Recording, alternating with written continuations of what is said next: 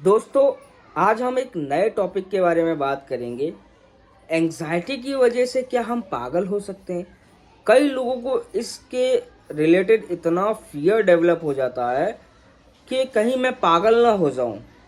मुझे इतनी घबराहट हो रही है, बेचैनी हो रही है, बहुत सारे सिम्टम्स आ रहे हैं और माइंड इतना फॉगी फॉगी सा रह रहा है। मैं कुछ सोचने का और मैं कुछ समझने का प्रयास करता हूं तो मुझे समझ में नहीं आता। इतना कंफ्यूजन रहता है, इतना माइंड फॉगी फॉगी रहता है कि मुझे ऐसा लगता रहता है कि कहीं मैं पागल ना हो जाऊं।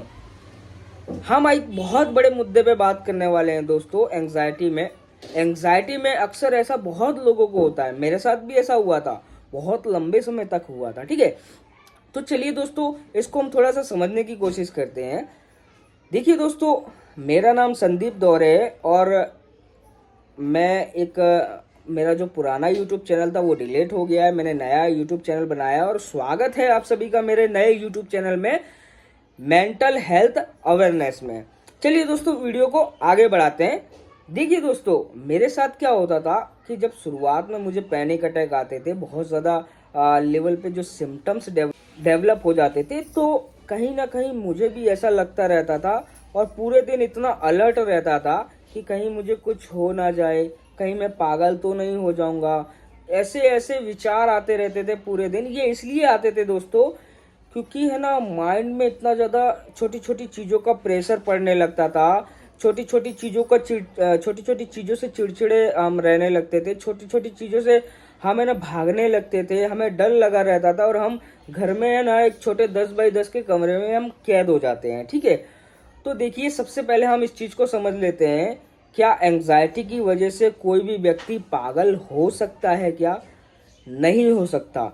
एंजाइटी की वजह से एक भी व्यक्ति आज तक, मुझे 7 साल का एक्सपीरियंस है इस लाइन में, और मैंने आज तक एक भी ऐसा पेशेंट नहीं देखा है कि एंजाइटी की वजह से वो पागल हो गया हो। ठीक है, तो एंजाइटी की वजह से कोई भी व्यक्ति पागल नहीं होता है। उसे सिर्फ ये फीलिंग आने लगती है, और फीलिंग इसलिए आने लगती है क्योंकि उसके साथ जो उसके जीवन में जो चल रहा होता है ना, वो बहुत भयानक चल रहा होता है। ठीक है, मेरे साथ भी चलता था। बहुत बहुत अजीबो गरीब चीजें चलती रहती थी।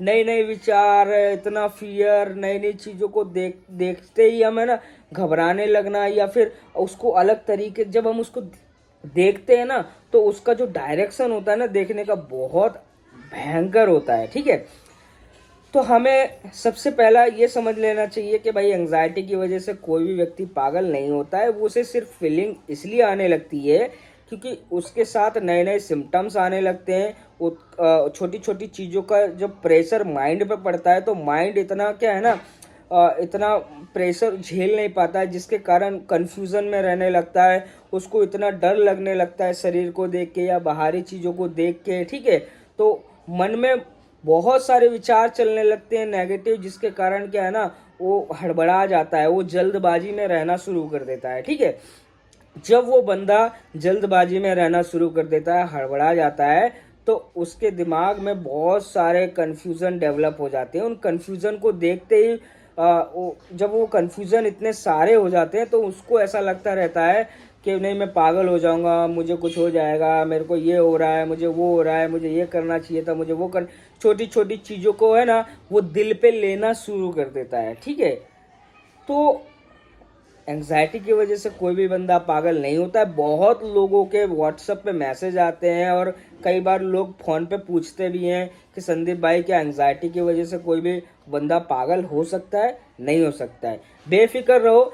देखो, न्यूरोलॉजिकल प्रॉब्लम अलग है और एंजाइटी की प्रॉब्लम अलग है। दोनों अलग अलग चीजें हैं।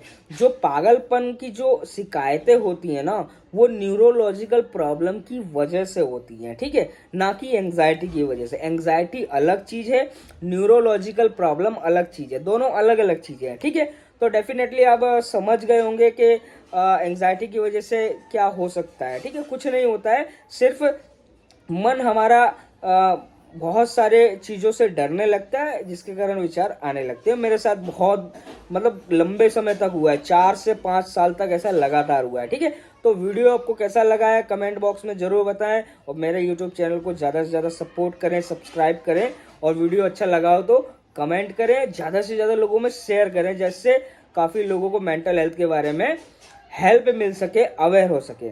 धन्यवाद। जय हिंद, जय भारत।